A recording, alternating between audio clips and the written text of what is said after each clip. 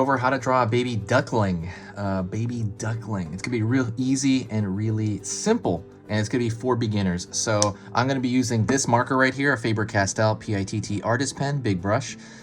You can use any marker you want. I do recommend this marker because it has no toxic smell, which some Sharpies, actually every Sharpie has this bad smell. So you gotta, open the window, and if you inhale too much of that over time, it's really bad. So I like using this. This has no odor. You can also use those Crayola ones from the store. I think those don't have any odor either. This one also lasts 10 times longer than a Sharpie. And so that's why I have it. I have a link to it in the description if you use it. If you look at the other videos on this page, almost every video I use this marker. I'm just obsessed with it. But anyways, let's get started. Paper-wise, computer printing paper. I'm sure you already have that. Let's get going. First thing I'm going to do is I'm going to start with the beak. Yeah, that came out a little gray there. There you go.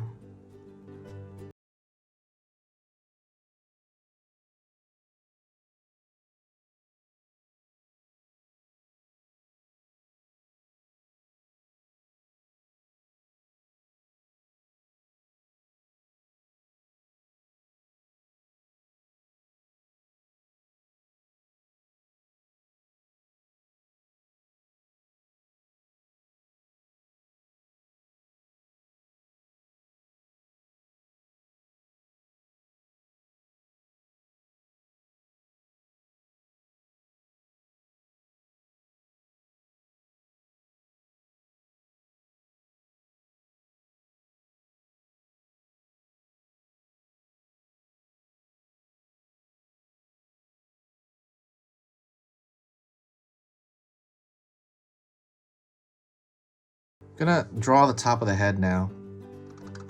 And the head's gonna be pretty big proportionally as far as proportions go. And there's a reason for that. There's a cute reason. Basically, you want proportions of the head to be a little bit different than the normal proportions. So the head tends to be bigger than the features. If you want to know more about drawing cute, go to the description. In the description, I have a free ebook on how to draw cute. It's an ebook. It'll lay it out. I mean, you don't have to read anything. It's just like, little charts and stuff like that. It'll tell you how to draw cute, and it goes with the proportions of cute. So if you read that ebook, you'll have a really, really good idea about it afterward. It's completely free. It's in the description somewhere. Sorry, I don't know. I don't think it's at the top, but it's in the description somewhere. If you're interested in that, go check that out. Okay, right here, I'm gonna do the other portion of the head, lower part of the head.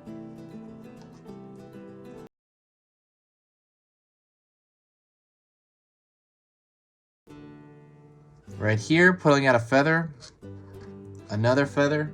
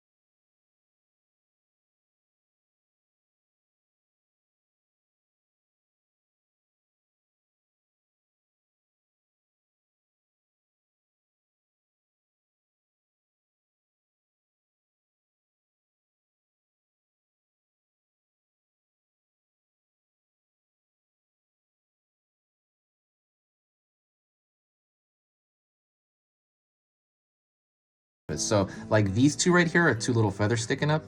And it's not like that's only where the feathers are. The feathers are actually all over it, but what that's showing is kind of like an edge where everything kind of, I don't know, it breaks the silhouette. And basically it's an indication of, like, you're only putting these two, and it indicates that he's covered in that material. So he's covered in a feathery material.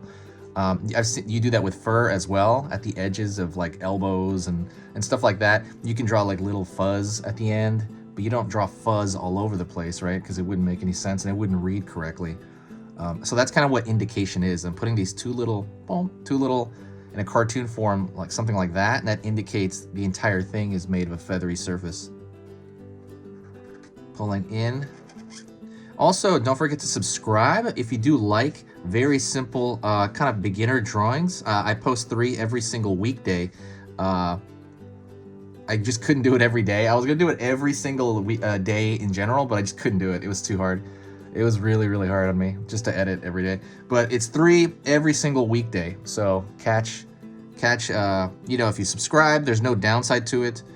Subscribing also kind of just helps the algorithm here in general. And yeah, there's no bad side to subscribing. It's probably gonna tell you about 25% of the drawings I put up, in all honesty. It'll give you notifications, but not all of them. Now I'm gonna pull down the feet here.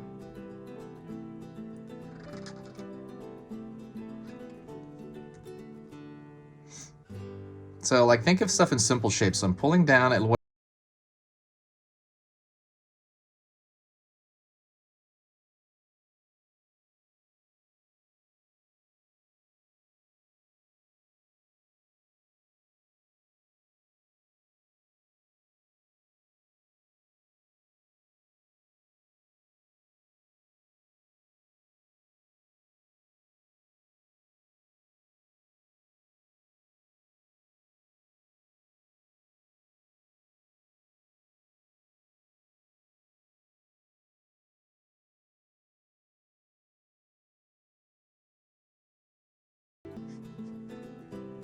pull up there.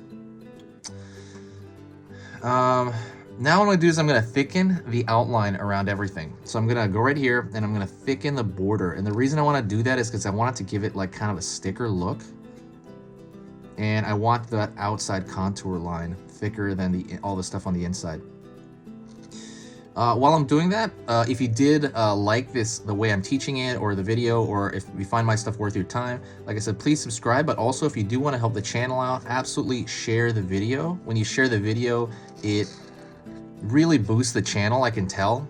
If you share it like on Facebook or Twitter or Tumblr or Reddit, when you do that, or Pinterest, it absolutely helps the channel a lot. I can tell too when someone does that. It's like, oh, it looks like this. You'll just see this boost in traffic all of a sudden, and then you'll see the boost in comments too. Because one of the biggest things about this that really keeps me sane, because I draw so much every day, is comments. I love comments, and that's kind of what keeps me sane, is the connection with human beings online.